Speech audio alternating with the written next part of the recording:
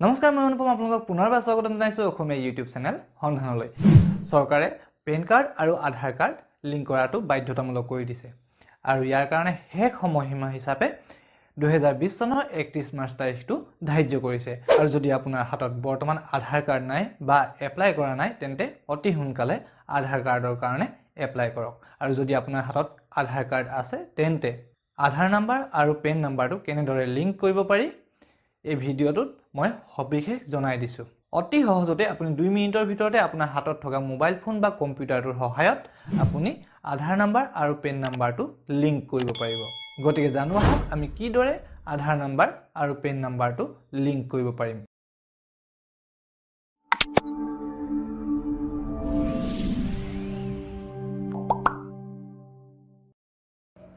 যদিহে আপুনি mobile phone ব্যৱহাৰ কৰে তেন্তে মোবাইলত ক্ৰোম ব্ৰাউজাৰ খুলি টাইপ কৰক www.incometaxindia.efiling.gov.in নাইবা মই ডেসক্ৰিপচনত দিয়া লিংকটোত ক্লিক কৰক আৰু তাৰ পাছত মেইন পেজখন খোল খাব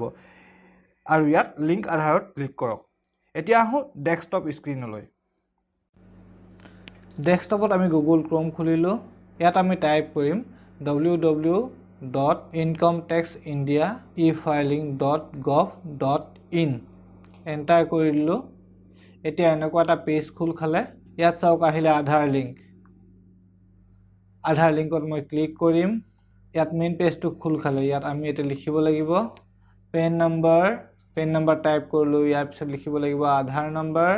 নম্বৰ টাইপ কৰিলো এতিয়া লিখিব লাগিব আধাৰ কাৰ্ডত থকা নামটো তাৰ পিছত ইয়াত আমি ক্লিক কৰিম এতিয়া আমি ইয়াত ক্যাপচা ফিল আপ কৰিব লাগিব যদি আপুনি ক্যাপচা ফিল আপ কৰিবলৈ নিবিচাৰে তেনেহলে আপুনি ওটিপি অপচন সিলেক্ট কৰিব পাৰে তাৰ বাবে আপুনি ইয়াত টিক দিব লাগিব আৰু যেটো মোবাইল নম্বৰ আপোনাৰ আধাৰ কাৰ্ডৰ সৈতে লিংক হৈ আছে সেই মোবাইল নম্বৰটোলৈ এটা ওটিপি আহিব আৰু ওটিপিটো সাবমিট কৰি আধাৰ লিংকত ক্লিক কৰি দিব আমি ইয়াত এটা ক্যাপচা ফিল আপ কৰিম